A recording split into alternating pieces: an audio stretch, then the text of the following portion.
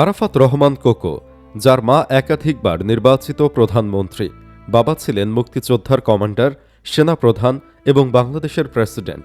তারপরেও আরাফাত রহমান কোকো অস্ট্রেলিয়ায় পড়ালেখার সময় পিৎজা ডেলিভারির কাজ করতেন। থাকার জন্য ভালো ঘর ছিল না, বন্ধুদের সাথে মেস করে থাকতেন, ঘুমাতেন ফ্লোরে। কেমন ছিল কোকোর অস্ট্রেলিয়ার ছাত্র জীবন, সে সম্পর্কেই আলোচনা করব এই ভিডিওতে। বিস্তারিত জানতে শেষ পর্যন্ত আমাদের সাথেই থাকুন। 2015 সালে কোকোর মৃত্যুর পর ব্রাত্য রাইসু সম্পাদিত সাম্প্রতিক.কমে একটি লেখা প্রকাশ করেন অস্ট্রেলিয়া প্রবাসী লেখিকা লোনা রুশদি। তিনি স্মৃতিচারণা করেছেন মানুষ হিসেবে কেমন ছিলেন কোকো সে সম্পর্কে। লেখায় লোনা রুশদি লেখেন, সময়টা 1988 অথবা 89 সাল হবে। কোকো ভাই যখন মেলবোর্নে এসেছিল লেখাপড়ার জন্য, বেগম খালেদা জিয়া তখন বিরোধী দলের নেত্রী, এরশাদ ক্ষমতায়। তখনও বোধহয় পল কিটিং অস্ট্রেলিয়ার প্রাইম মিনিস্টার হন নাই। সে বছর বাংলাদেশে ভয়াবহ বন্যা হয়েছিল। বন্যার্তদের সাহায্যের জন্য আমরা অস্ট্রেলিয়ায় একটি সাংস্কৃতিক অনুষ্ঠানের আয়োজন করেছিলাম। এই অনুষ্ঠানের মহড়ায় কোকো ভাইয়ের সাথে আমার প্রথম দেখা হয়। সেই স্মরণীয় দিনে মোনাশ ইউনিভার্সিটির একটি হলরুমে আমাদের মহড়া চলছিল।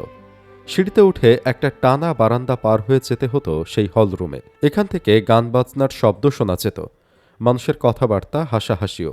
আমি সিঁড়িতে উঠতে উঠতে দেখলাম উপরের রেলিংয়ের উপরে একজন তরুণ বসে আছেন।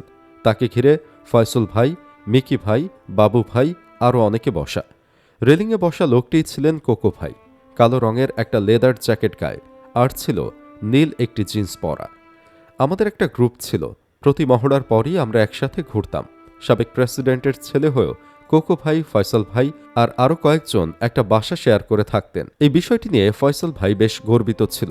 মনে আছে, আমাকে একবার সে বলেছিল, কোকোকে আমি প্রথম দেখেছিলাম টিভিতে। বলার সময় ওনার গলা খুশিতে কাঁপছিল। প্রথম যখন ওই বাসায় উঠেছে, কোকো ভাই নাকি মেঝেতে বিছানা করে ঘুমাতেন। এটি ছিল ওনার বড় গুণ।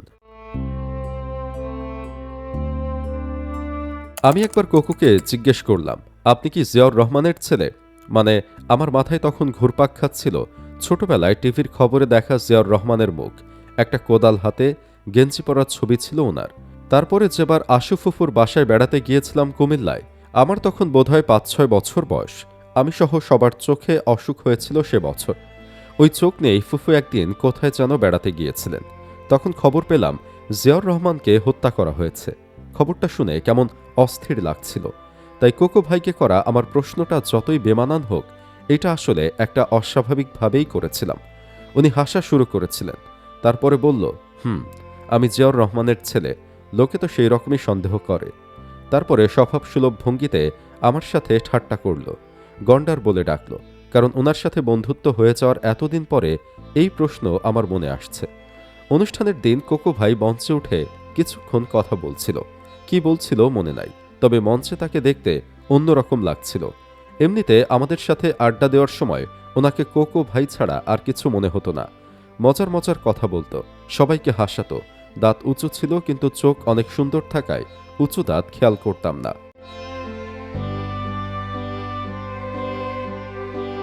মঞ্চে তাকে একটু একটু জিয়াউর রহমানের মতো লাগছিল। ওইরকম সানগ্লাস ছিল ওনার। মঞ্চে কি সানগ্লাস পরা ছিল? না বোধহয়। ওরকম হলে তো হাসি আসতো নিশ্চয়ই। তবে প্রথমেই বিসমিল্লাহির রহমানের রাহিম বলেছিল মনে আছে।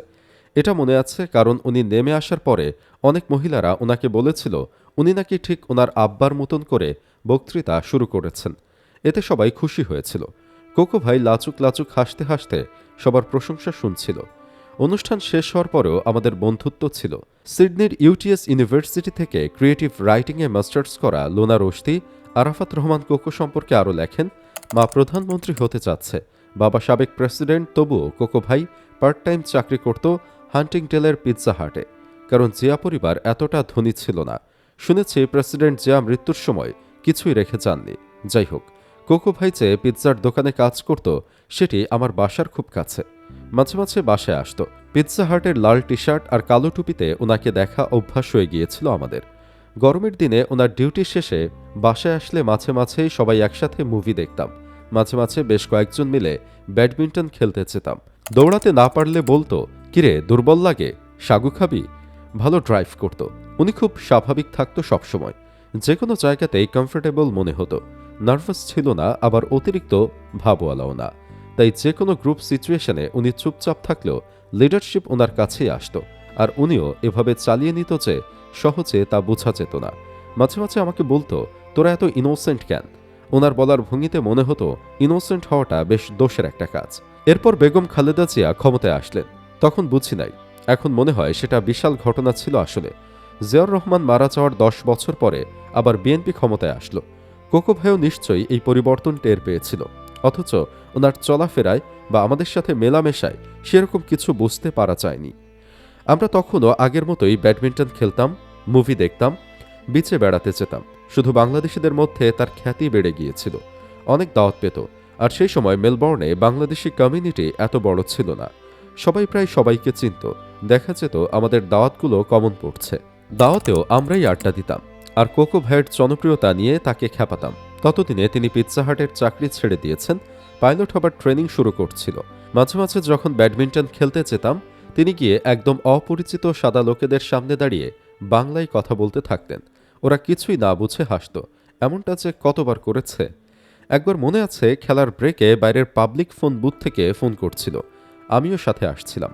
পিছনে দাঁড়িয়ে শুনছিলাম কাকে যেন বলছিল তার এক বন্ধুর কথা, যেই বন্ধু কোনো একটা ব্যবসার বিষয়ে দেখা করতে চায় প্রধানমন্ত্রী খালেদা জিয়ার সাথে।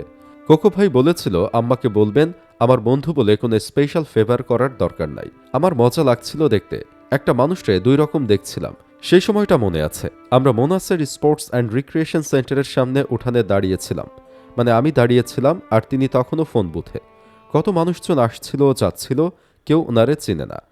দেশে ফিরে যাওয়ার আগে আমাদের বাসায় যখন বিদায় নিতে আসলো কোকো ভাই, আমি জানতাম তাকে বিদায় দেওয়া অন্য বন্ধুদেরকে বিদায় দেওয়ার মতন না। দেশে গেলে তিনি তো আর কোকো ভাই থাকবেন না, আরাফাত রহমান কোকো হয়ে যাবেন।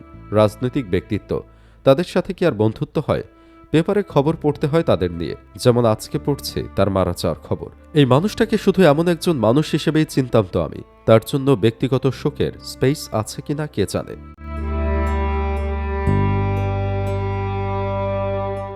হ্যাঁ, এটাই ছিল আরাফাত রহমান কোকো। মা প্রধানমন্ত্রী হবার পরেও তার মাঝে কোনো অহংকার বোধ ছিল না। সাধারণ মানুষের মতো জীবন যাপন করতেন, এমনকি তিনি রাজনীতি নিয়েও মাথা ঘামাতেন না। খেলা পাগল একজন মানুষ ছিলেন। পরিশেষে তার জন্য দোয়া করি, আল্লাহ যেন তাকে জান্নাতুল ফেরদাউস নসিব করেন। আপনিও কমেন্ট বক্সে আমিন লিখতে পারেন। ভিডিও ভালো লাগলে লাইক দিন। এমনই সব নিত্য নতুন ভিডিও পেতে চ্যানেলটি সাবস্ক্রাইব করে আমাদের সাথেই থাকুন।